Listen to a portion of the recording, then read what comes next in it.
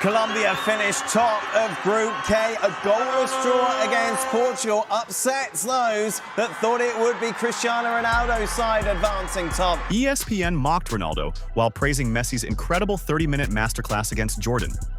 Imagine what Messi would have done if he'd played the full 90, probably another hat trick.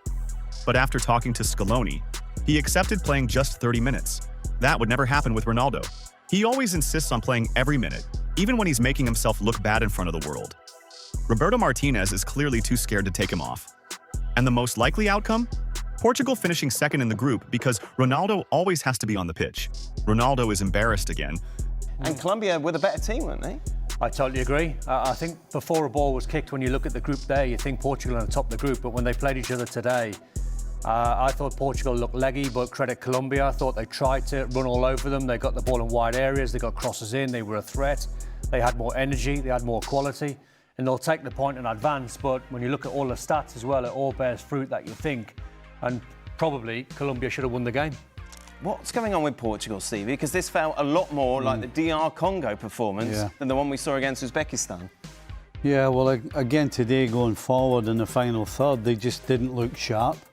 But on top of that as well, I think more worryingly for Portugal, they couldn't contain Colombia in the middle of the park. You know, you see the amount of shots, 24 shots. That tells you that you can't stop the opposition. And so, before the ball's kicked, Portugal's one of the favourites. But considering what we've seen from them so far, there are question marks about them going forward. And after today, I think there's question marks about them from a defensive point in the middle of the park. Inevitably, there'll be questions about Cristiano Ronaldo, as there always is, Don. What did you make of his impact today? I didn't think he was the worst player. I just thought he didn't really have too much service. I think he's been asked to run into wide areas and come short and try and link the play. I think with Ronaldo at 41, I think you've just got to tell him, play the width of the 18-yard box, rely on João Felix and Neto, Bruno Fernandes, etc. to get him service. I think you've got to simplify the game for him. He knows what he is now, Ronaldo. He's a goal scorer. You know, he's coming up to nearly 1,000 goals. Just say to him, listen, you don't have to run back. You don't have to chase into wide areas. We're not expecting that anymore. You can't do that at 41. And the biggest question is, which will always be and go against Roberto Martinez, have you got the gumption if it's not going well to take him off? Gonzalo Ramos is sitting on the bench thinking, I'm a number 9. Is there any chance of bringing me on for 5 minutes? I might nick you a goal, or 15 or half an hour. It's not going to happen. So you've got to say to Ronaldo, right, we aren't going to simplify the game for you. We're going to make it as easy as possible. You can score goals. We'll get you chances. You take a look at his stats, Stephen. They're not particularly impressive from a man who has the record that he does. No. If Ronaldo hadn't had Ronaldo on the back of his jersey, he would have looked like an ordinary player. You wouldn't have been able to spot a guy who scored 900 and something goals and has had the career he's had. See that though, Stevie? 2 touches in the box. All his work done outside the box. And the thing is, as you said, you don't want him anywhere outside the box. You don't want him running in behind. Right. You know, particularly in this World Cup, he's been offside more times than I can remember because he knows that he needs to try and get a head start on the defenders because he doesn't have the pace. And so he's running offside. And then he ends up in a wide area. And why is he in a wide area? Because he's not beating anybody. He can't go past anybody. So the only place he has to be is in the penalty box. But even then, he's pretty much invisible. So today, yes, Don said he wasn't the worst. But we're talking about Ronaldo here. We're not talking about a run-of-the-mill player. We're talking about a guy who's supposed to make the difference. And certainly if you have a centre-forward who doesn't look as though, A, he's going to be in the penalty box if a ball's put in, and B, he doesn't look like he's going to score a goal, why is he on the field? And he's on the field for a whole match. And let's not forget, this is a game that actually really mattered when it came to who would top the group, and we'll talk about the bracket in a moment. There was definitely an easier option, and finishing top as Colombia did does give them that to advance further in the competition without a bigger test as Portugal in a face. Yet you're playing Ronaldo for the whole game. And that's the worry, because then you question the manager, then you question the relationship between player and manager. Has he got too much power? It probably looks that way, because why is Roberto Martinez not taking him off? Why is he, and if you don't want to take him off, why are you not putting another centre forward on? Put Ramos on alongside him to ask, you know, to take the donkey work and the leg work off Ronaldo. But it just feels as though Ronaldo's got that power where he's the captain, he doesn't want to come off, he's chasing records, he wants to win, and that's great. And he's got the ego, which is great because it tells you what a legendary player he's been, but he needs help. he absolutely needs some help. And that's either being given a partner to help him or take him off and give someone else a chance to go and get the winner for them. Because as you said, it was important that they tried to top the group.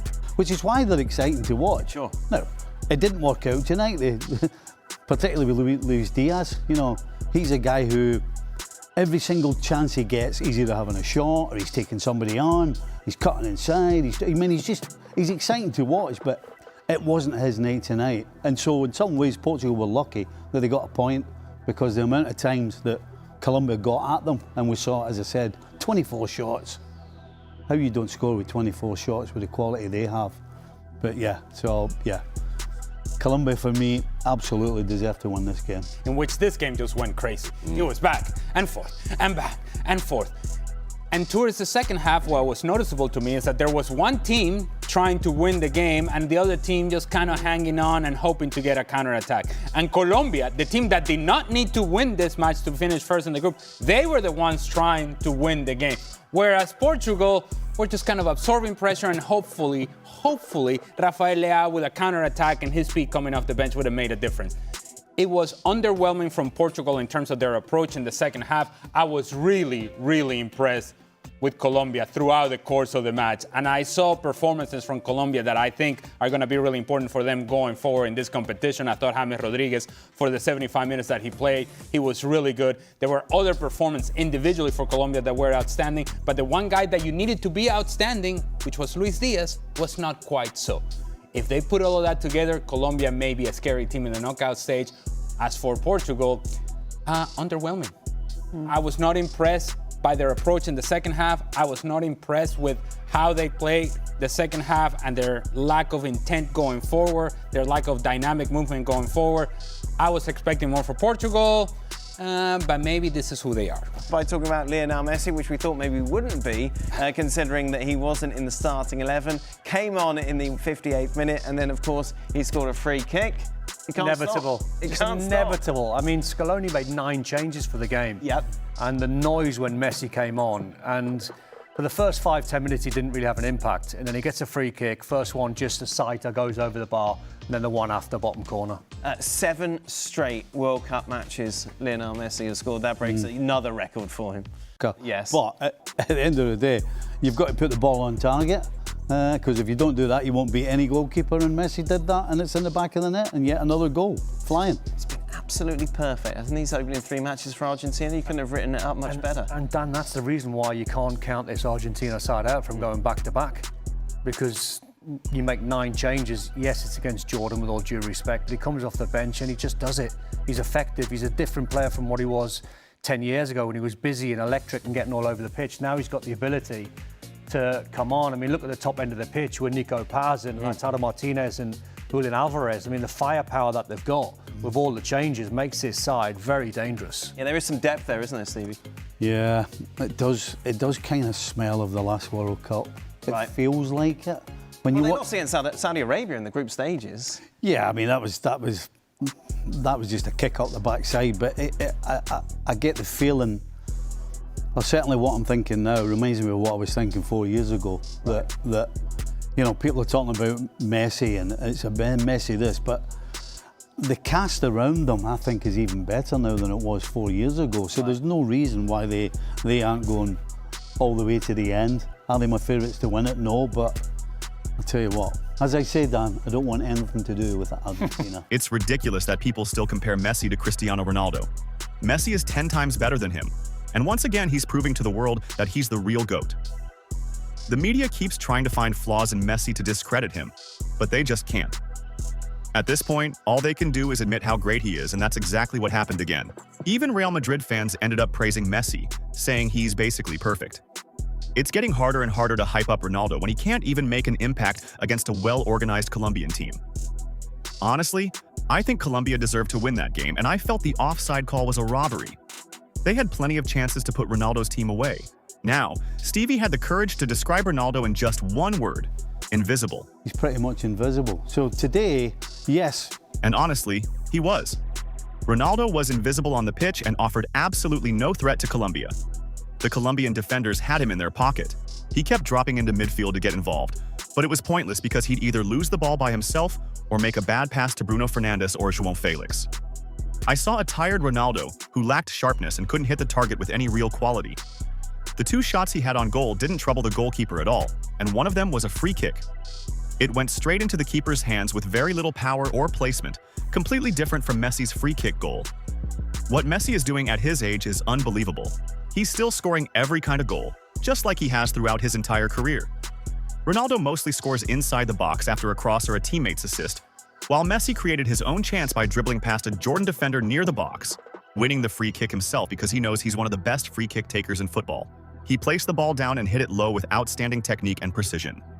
Some commentators are saying the goalkeeper was to blame for Messi's goal, but I think Messi was simply smarter and used his technique to fool him. Before taking the free kick, Messi gave a few instructions to his teammates, and they clearly understood the plan. They positioned themselves in a way that blocked the goalkeeper's view. When Messi struck the ball, the keeper couldn't see it clearly because his vision was screened. He reacted too late, and by the time he tried to adjust, the ball was already in the net. So I believe Messi's free kick was a well-rehearsed set piece, and he deserves the credit because it worked perfectly. I'd say the goalkeeper is about 20% responsible, while Messi deserves 80% of the credit. What do you think about Messi's free kick goal? Do you agree with the commentators that it was 100% the goalkeeper's fault?